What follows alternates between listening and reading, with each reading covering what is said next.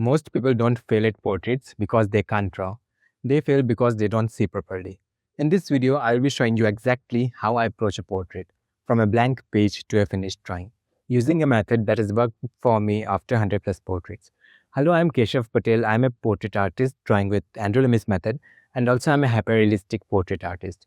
So let's start the video.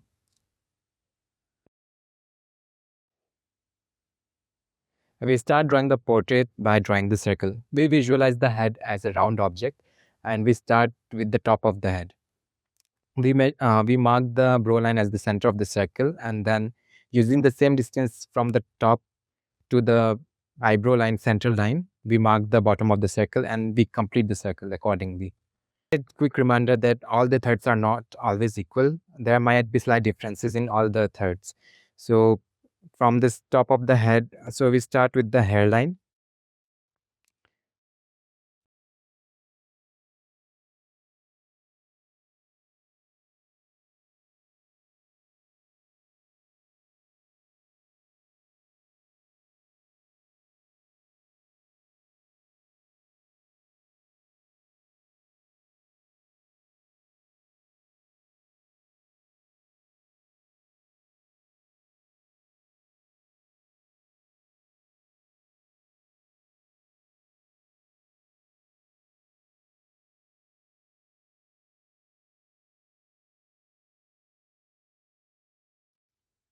We start drawing the hairline. So we mark the top of the circle, and from there we measure the distance and we mark the hairline.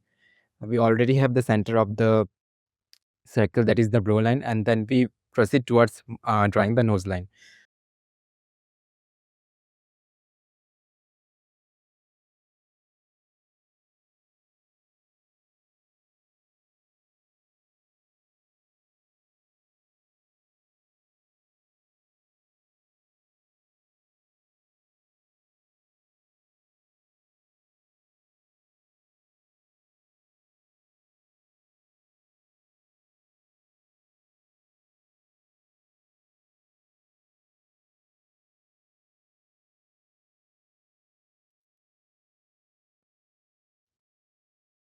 As I've already mentioned that thirds are not always equal and there might be slight differences. So after going through the reference closely, we observe that the nose line is not equal to the distance that is from the upper third, that is the hairline to the brow line. And here the difference is slight and it is a little bit larger than the upper third distance. So to mark the nose line, the trick that we'll be using is we will measure the distance of the upper third, and then we from starting from the brow line, we will mark the same distance, and then take a smaller or slightly larger distance or marking towards the below. We mark the nose line. The same method we'd be also using for the chin. So we'll take the distance from this time we'll be using the second third. That is the distance which is from the brow line to the nose line, and we will not be complicating it too much. So we also refer to the video where I have made the changes and also made the drawings. So to draw the chin, the second third distance would be used of second part of the total third or the middle part, and then we'll mark the same distance there uh, below the nose line. And here after going through the reference closely, we found that it is slightly smaller. That is in the during the nose line it was slightly larger. Here it is slightly smaller. So we mark the equal distance and then we go upwards and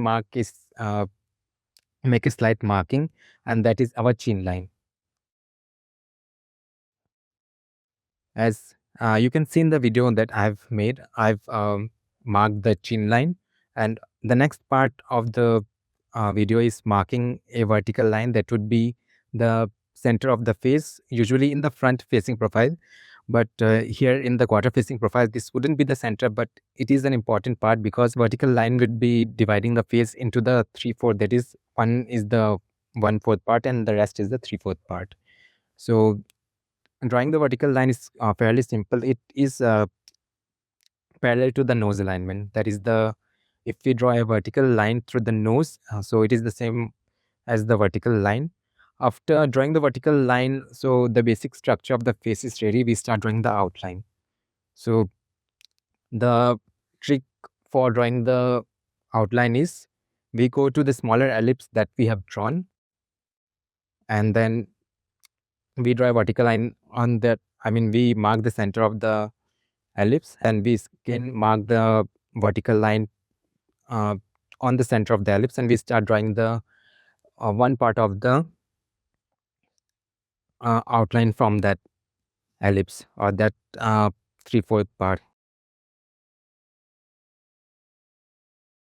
After going, after starting the outline, we carefully or have a closer look at the reference, and we go through the reference bit by bit, and we use the eye hand coordination, and also we pay a very closer look to the angle. We don't have to make any difference or any mistake in the angle of the outline, because mistake 2-degree angle difference can make or break the portrait. So we start from the ears or the ellipse portion, we start drawing the outline, and we move towards the chin, and we go to the part where the vertical line ends, and we mark the chin.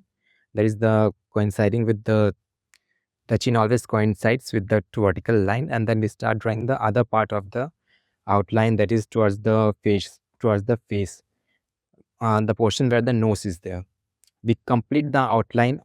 In this video, we can see that I've made a rough sketch first, so that we can get a slight overview of the outline of the or the structure of the portrait, and then afterwards we proceeded with all the necessary details, and the rough sketch provided us an insight in how the portrait would look like and is it correct or not.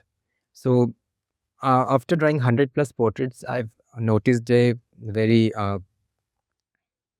a pattern that whenever our outer structure is wrong, or it has a slight defect, or that is it is bigger than the reference image, then we would be having difficulty in drawing the eyes. So whenever we are drawing a portrait and we have difficulty drawing the eyes, that is the placement of the eyes. Sometimes we after we see the reference, and when we draw the eyes, the reference image and the portrait drawing looks a slight off. So that is a very clear indication that the outline that we have made is not accurate, or not perfect, or not same as the reference image.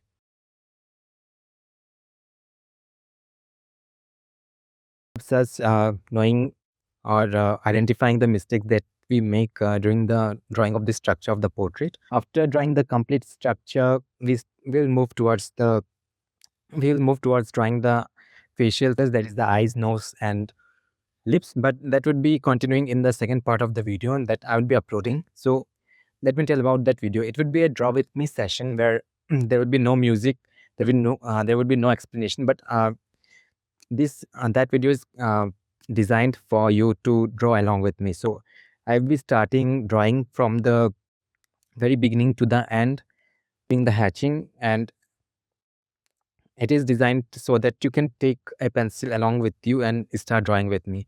So this method, this exercise would be very crucial for the beginning of the practice of portrait drawing, and also drawing with me would be helping you in identifying key moments to draw a portrait. Also for hatching, I would ask you to focus on the tonal values. That's the only thing which is required in hatching. So that's all for today. See you in the watch me draw with me session tomorrow, and let me know what are the difficulties that you face in portrait drawing, and I would be commenting on that. And also, thanks for watching till the end. Thank you.